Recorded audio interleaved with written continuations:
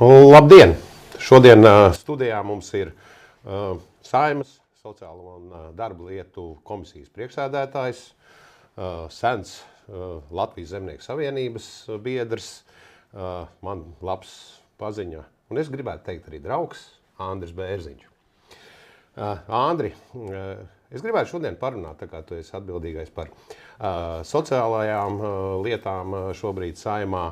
Es zinu, ka tu tajā visā esi vismaz 3 putus salas apēdis, tu esi ļoti zinošs šajā jomā.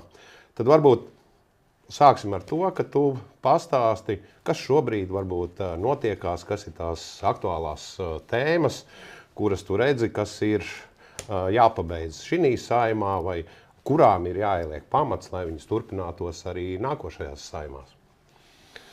Jā, te diezgan daudz jautājumu būs. Viņas var iesākt, pabeigt līdz galam nevar. Es varu pateikt to, ka viņš ir iestrēdzis drusku likums, darba likums ir iestrēdzis, ja mēs sākam par šo jautājumu. Viņš ir ļoti aktuāls un diskutabls, un man liekas, ka viņš nebūs nobeigts šajā sasaukumā, un viņš drīzāk pāries uz nākamo. Bet es neesmu tik stingri pārliecināts. Te sadurās mūsu pašu partijas ietvaros sadurās 2 ministrijas kopā. Ja? Labklājības ministrija, kas iestājās par 100% to, lai neaiztiktu piemaksas, lai viņi saglabājas tādas, kādas viņas ir par virsstundām. Un ekonomikas ministrija ir par to, lai viņas būtu 50% tiek samazināts. Mums ir tāda vienošanās tomēr daudzos līmeņos ir, kad mums ir jāatrod kaut kādīs kompromiss starp vienu un otru šo jautājumu. Te ir vispārīgi bāzes jautājums, kā arotbiedrības saka, ka te ir jāceļ, tad ir minimālā alga. Un es absolūti piekrītu to, ka mums jāceļ minimālā alga. Ja mēs salīdzinām minimālo algu ar Lietuvu, tur varbūt tā sistēma drusku savādāk, bet viņa ir minimālā uz šodien 1200 ir. Igauni ir pacēluši uz 940 ir, mums viņi 840 ir pašlaik, pielīgt. Es domāju, ka šīs būs ļoti būtisks jautājums. Viņš ir ļoti būtisks priekš darba devējiem, jo viņi tā kā izejot ārā daudzi no pelēkās zonas, izejot ārā un tā skaidras naudas aprit, viņi samazinās un tie nodokļi ir jāmaksā. Viņiem ir par tām virsstundām ir diezgan nopietni jāmaksā, un tāpēc, kad arī trūks darba rokas ir. Atrast tomēr to kompromisu, mums ir ļoti dažādas jomas, kurā vietā cilvēki strādā virststundas ir, un daudz teiks, viņi piespiest nevar. Bet saka, ka to visu pārcelt uz koplīgumiem. Ja mums ir tāds ļoti solīdi darba devēji, darba ņēmēji, tad to jautājumu, protams, mēs varam tā likt uz koplīgumu, bet lielāko daļu viņš var palikt karājoties gaisā. Tā kā es domāju, ka šis ir viens no jautājumiem, kas varētu pāriet noteikti uz otro sasaukumu. Protams, tas ir tas, ka tev ir jāpanāk kompromiss. No vienas puses tev ir darbinieku tiesības, no otras puses tev ir uzņēmēju vajadzība un spēja arī, to pašu darbinieku noturēt uzņēmumu. Manuprāt, jā, šīs ir ļoti svarīgas lietas, kas, protams, ir jāsabalansē, un tur nevar būt tā, ka nostājies viena vai otra pusē. Šeit ir jābūt abām pusēm pilnīgai izpratnei. Kā tu pareizi minēji, attiecībā par koplīgumiem. Jā, es arī zinu uzņēmumus, kur tās sociālās garantijas jau šobrīd ir pietiekoši lielas un uzņēmēji domā. Tad šeit arī, manuprāt, arī tā kopējā izpratne par to, ko nozīmē darbs, ko nozīmē uzņēmēja darbība, ir kaut kādā veidā jāmēģina sabalansēt. Jā, jo viens bez otra nevar iztikt. Darba devējs bez darba ņēmējiem, viņš nekā nevarēs izdarīt. Un otrādāk darba ņēmējs bez darba devēja arī nevarēs. Un viņa interesi saviem diviem ir kopā, un te nevajadzētu tā nostādīt, kad es gudrāks, ja tu dumāks, jeb otrādāk. Vēl viena noteikti, tēma, kas noteikti varētu, cerēsim, kad varbūt būs iestrādāt nākušam bučam, tas ir bāzes pensijas. Ja? Tas ir ilga tēma, kas mums ir bijusi. Es ceru, ka arī esošā labklājības ministrija, veidojot nākamā gada budžetu, varēs iestrādāt iekšā. Kaut gan summas tur būs diezgan iespaidīgs, bet te ir paņemts tas pats, teiksim, tas minimālākais tās bāzes pensijas sākt ar 85 plus, un tad to pakāpienu taisiet pat repītiet uz leju. Tur ir otra trepīte, kas iet uz augšu no 90. Kam atjauno piemaksas? Jā, kam atjauno piemaksas no 96. vai ne? Un tā ir it kā tās abas puses, lai viņi sakļautos kopā un klāt būtu arī piemaksas par bāzes pensijām. Es domāju, ka tā ir ļoti laba lieta bāzes pensija. Te gāja runā, kad ir par bāzes pensijām ir viens pēc indeksācija, lai viņi būtu vairākas reizes gadā. Drīkst te uzdot jautājumu, kā ministram bijušam. Jā. Principā, es domāju, tas nav slikti 2 reizes gadā. Cik tas ir no ministrijas viedokļa, cik tas ir pareizi vai nepareizi? Tāpēc, kad man liekas, ka mēs ar cilvēkiem, teiksim, kad runājam, visi saka, to ir vajadzīgs nepieciešams 2 reizes, viņi tomēr indeksēt. Jā, ja tu atceries, tad savulaik mums bija 2 reizes gadā indeksācijas, bet šeit ir ļoti liels risks. Viens ir tas jautājums, vai ekonomika ir augoša, kādas ir iemaksu algu izmaiņas, kādas ir inflācijas tendences vai kāda ir esošā inflācija. Un, līdz ar to arī mums tas priekšlikums bija paskatīties to, vai nevajag 2 reizes gadā taisīt šo indeksāciju. Tad beigās gan senioru padomē, gan ar pensionāru federāciju mēs tomēr saliekot 3 vai 4 varianti bija, kā to varētu darīt. Mēs tomēr palikām pie tā, ka tomēr tas pusgads, kad tev tiek ņemti aprēķini uz oktobra indeksāciju, ir tas pareizākais, jo dažādas tās svārstības pa tiem mēnešiem beigās var iznākt tā, ka tev tas indeksācijas indeks ir mazāks. Atceries, mēs savulaik krīzes laikā uzlikām to, lai pensionāri nekad arī nezaudētu savas pensijas, ka mēs nofiksējam to pašu indeksu uz 1, ja ir tāda situācija, kad ir zema inflācija, nav darba algu pieaugumi. Līdz ar to mēs izvērtējām visus iespējamos plusus, mīnusus un nolēmām to, ka labāk un drošāk pensionāriem tas, ka tas paliekās tas 1. oktobrs. Protams, jautājums ir attiecībā uz algu pieaugumiem, ekonomikas attīstību, uz inflācijas līmeni, kāds katra gada indeks. Bet tas jau neizslēdz to iespēju, ka viņi varētu būt, teiksim. Protams, to var izvērtēt. Iespējams, ka to skatoties, lai mēs pievilktu tiešām mazās pensijas uz augšu, ka pie augušas ekonomikas mēs to izvērtējam. Varbūt tas ir iespējams, ja ir pozitīvas prognozes arī uz priekšu gada griezumā, tad iespējams, kad uz to brīdi mēs varam darīt, lai mēs paceltu arī vispārējo pensiju līmeni. Jā, bet redz, ka mums bija tās tradīcija ir iedibināta Saeimā tagad jau 3.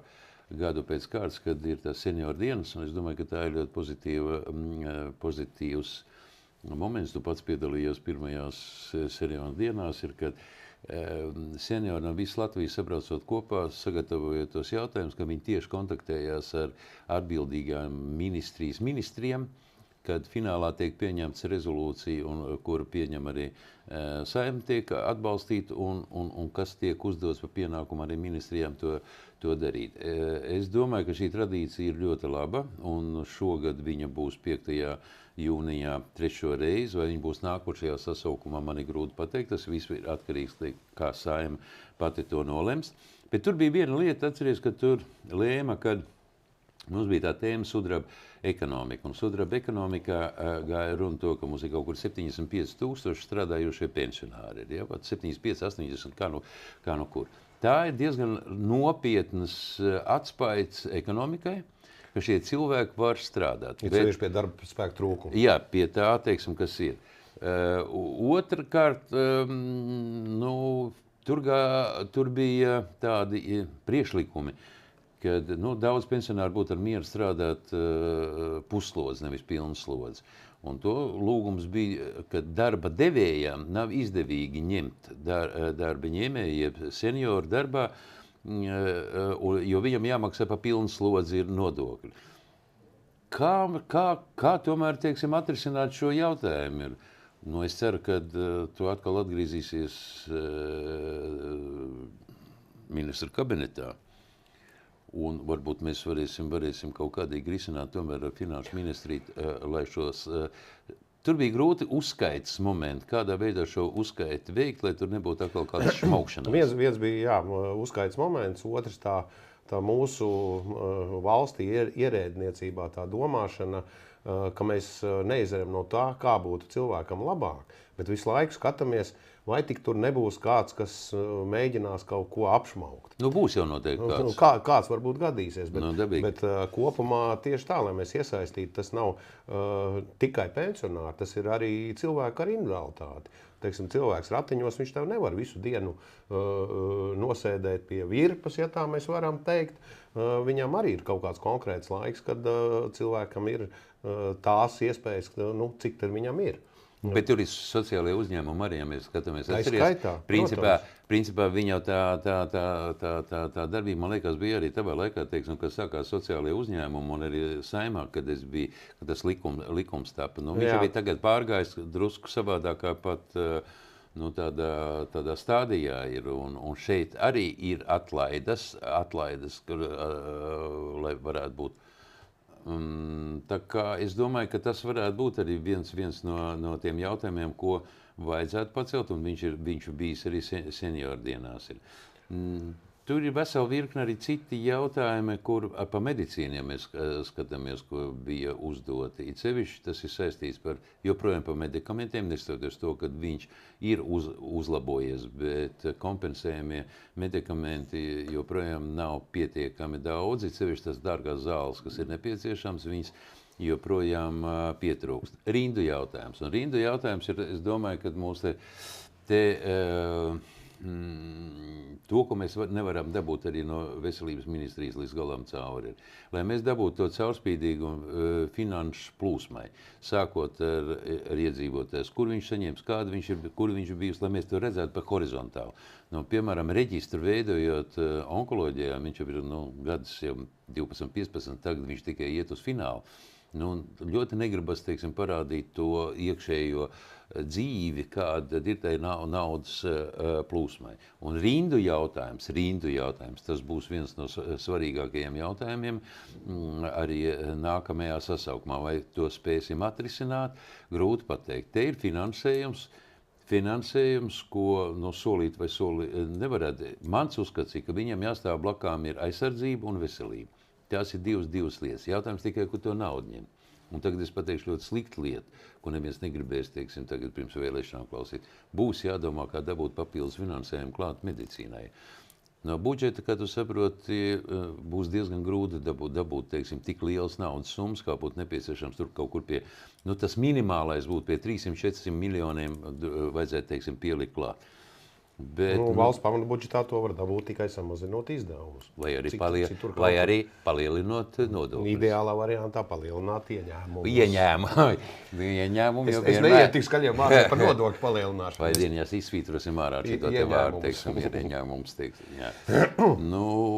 Kaut kādīgi būs jāiet uz šiem jautājumiem.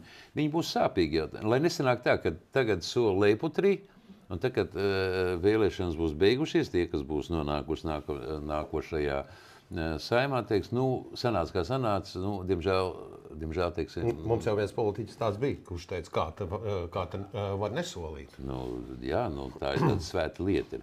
Tā kā pa medicīnu, es domāju, pa medicīnu tā būs baigi nopietna lieta. Tieši par rindu samazinājumu, pieejamību. Un tā ir visu laiku bijuši, teiksim, solījumi. Bet pirmām kārtiem jāsakārto pati sistēma. Tagad pašlaik mums Sociālo un darba lietu komisijā ir likums par universitāšu klīniskām slimnīcām. Klīniskām universitāšu slimnīcām ir. Un šeit ir tas, ka no kapitāla sabiedrības viņi pāriet uz citu, teiksim, formu.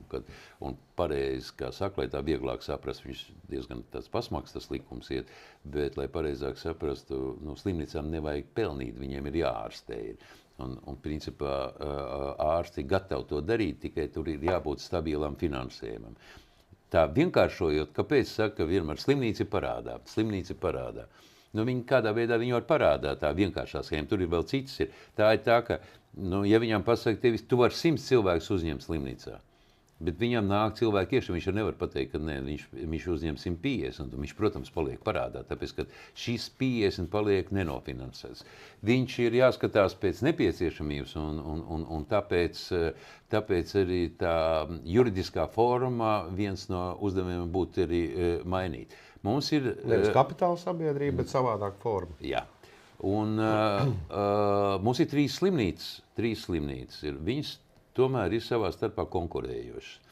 Bet tā jaunajā modelī viņas ir tās, kas ir it kā viens organisms kopā, sadarbojoties viena ar otru, viņi palīdz vienas otrai, nevis kāja liek priekšā. Tas arī varētu būt. Es domāju, tas ir liels svars, ka tur ir gan izglītība, gan zinātne, gan pati ārstniecība. Un šie ir 3 galvenie pilāri, kas iet. Un tad, sakārtojot šīs 3 universitāšu slimnīcas, viņš iet pakāpeniski lejā un kārtojās pārējās arī reģionālās slimnīcas un 3. līmeņa. Bet te jau būs vēl liela diskusija. Tad drīkst tā teikt, ka mēs pārējām no kapitāla sabiedrības uz citu pārvaldības formu, un ka tā peļņa ir izārstēti cilvēki. Jā. Daudz vairāk izārstēti cilvēki. Ļoti precīzi. Tā peļņa ir tur, un valsts ir jānodrošina to, lai viņi varētu to izdarīt. Tā kā tas arī būs no medicīnas ir ļoti svarīgi jautājumi. Protams, ir daudz saka, no infrastruktūra. Mums tagad ir uzsākušies kopīgi ar ekonomikas ministri, ir izveidota tāda platforma. Daudzi ir Eiropas rekonstrukcijas bankeri. Ja? Mēs ļoti maz izmantojam šo instrumentu. Poļi ir izmanto viņi kaut kur uz 9 miljārdiem, ir Igauni viņi izmanto uz 2 miljārdiem. Kāda ir tā schēma? Tā schēma ir to, ka tāda, es viņu vienkārši nosauku tādu pašpalīdzības Eiropas kase, kur sametās visi kopā, un tu man palabos, vai pareizi vai nav pareizi ir, un veido projektu. Pie tam viņš ir kredītu, it kā kredītu viņi ņem uz 30 gadiem ar ļoti zemiem procentiem. Un te ir tā veidot tāda platforma, lai viņi varētu gan zinātnē, gan infrastruktūrai, un līdz ar to atvieglotu valsts budžetu, paņemot šo kredītu.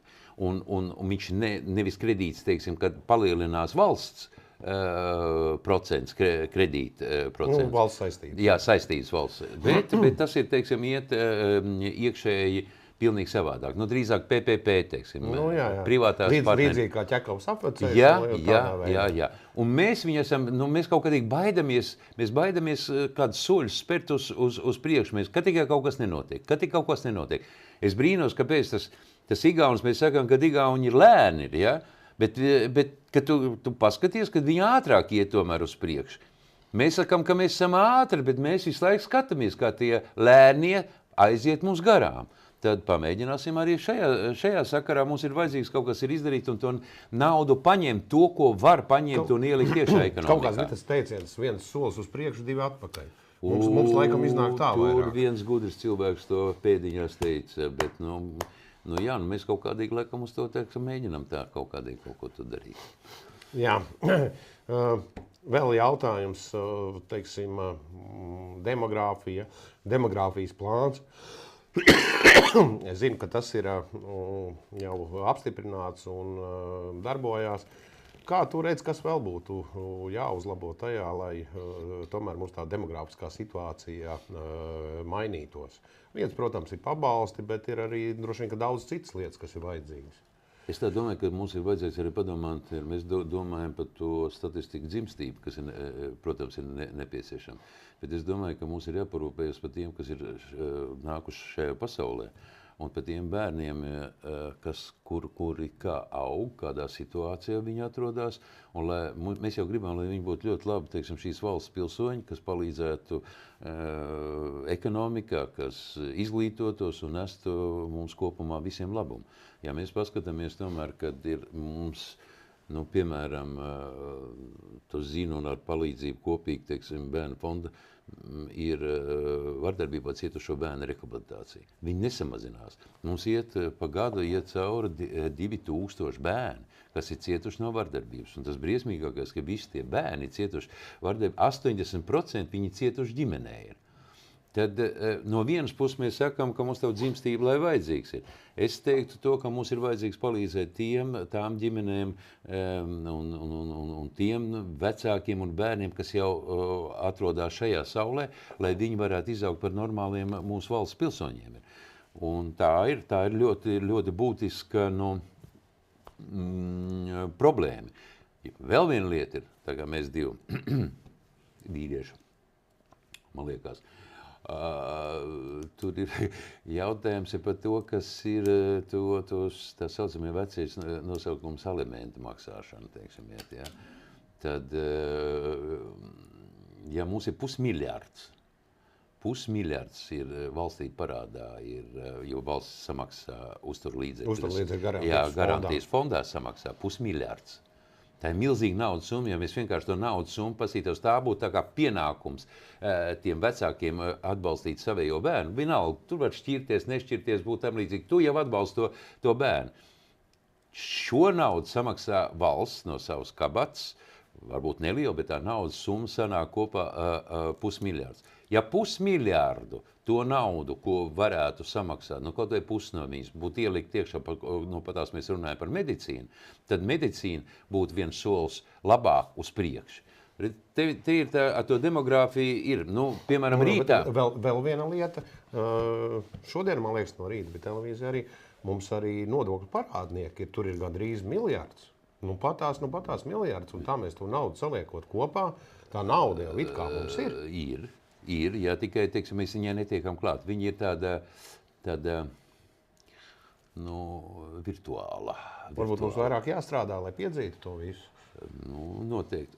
Par tādu labu lietu, to, ko ierosināja kopumā gan Saeima, gan arī Labklājības ministrija par tām goda ģimenēm, teiksim. Un rītā mums būs komisijas sēdē, kur viņai Labklājības ministrija piekrita tam, un tur arī citas ministrijas piekrita to, ka palielināt, uzlabot, teiksim, to 3+,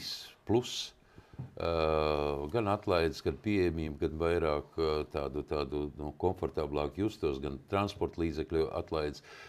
Rītā, es domāju, komisijas sēdē tur nebūs nekāda iebilduma. Labklājības ministri viņi arī prezentēs mums, un komisija atbalstīs, un mēs lūksim ļoti ātri, lai ministra kabinets akceptē. Tās naudas summas nav tik liels, bet tā attieksme pret šīm ģimenēm ir noteikti ir nepieciešama. Tas, man liekas, arī pietiekoši svarīgi, lai tas ģimenes saprast, ka viņas valsts arī atbalsta. Jā, tas ir viens no elementiem, kas mums ir no demogrāfijas ir nepieciešams. Jā, bet man jau liekas arī tu jau pareizi arī visu saki, ka tā demogrāfija jau nav tikai piedzimšana. Tā demogrāfija ir visas paaudzes, tā skaitā veselība, veselīgi nodzīvoti gadi.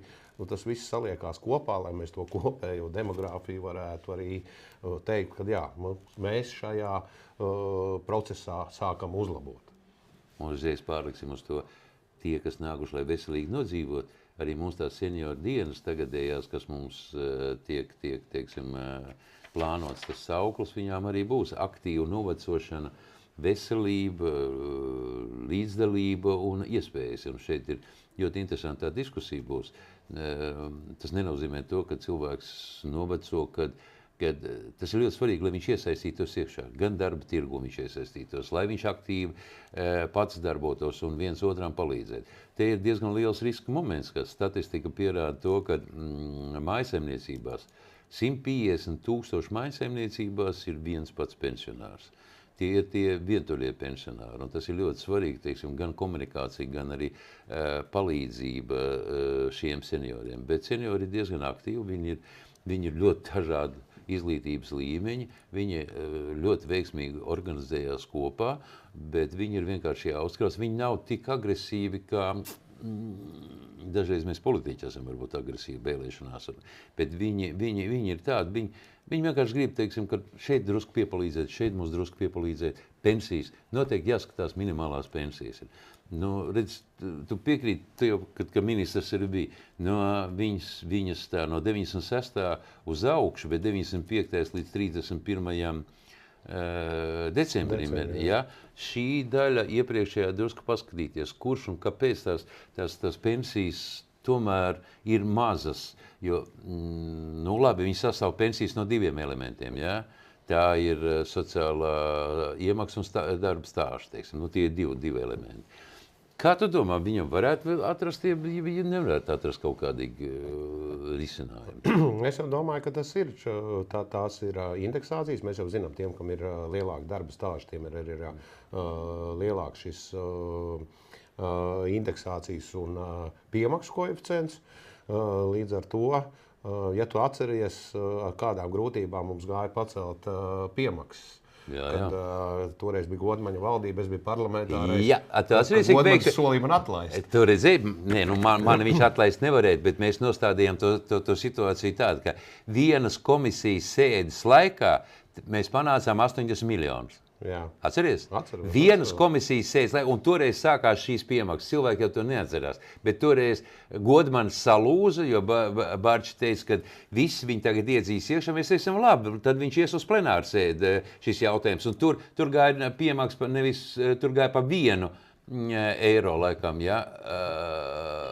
Jā, pa 1. Un viņš palika uz 0,7, tagad viņš ir cēlies. Man liekas, toreiz Lats vēl bija. Lats, jā, tas bija Lats. 1 Lats vai 0,70 centi. Jā. Nu, teiks, labi, tad mēs liekam šito jautājumu uz plenāru sēdi, tad būs nevis 0,70, bet būs 1 Lats. Un Godmans piekrita un teica, labi, lai ir, bet tā kopīgā summa ir 80 miljoni. Tā ļoti iespaidīgi bija, 80 miljoni. Jā, bet ja toreiz tas nebūtu izdarīts, tad es nezinu, kā mums ir būt ar jā, bet šeit mēs ļoti labi sastrādājamies kopā. Tu tā kā parlamentārais sekretārs Saeimā, un mēs viņu tā smuki dabūjām. Teica, nu nedariet to. Valdība kritīs toreiz. Atceries, teica, valdība kritīs, ja šito te jautājumu mēs pieņemsim. Jā, bet 20 gadi jau ir pagājuši kopš tā laika. Un joprojām tu atkal būs valdībām. To mēs vēl nezinām, to mēs lemsim ceturtdien. Nu, bet valdība ir kritus.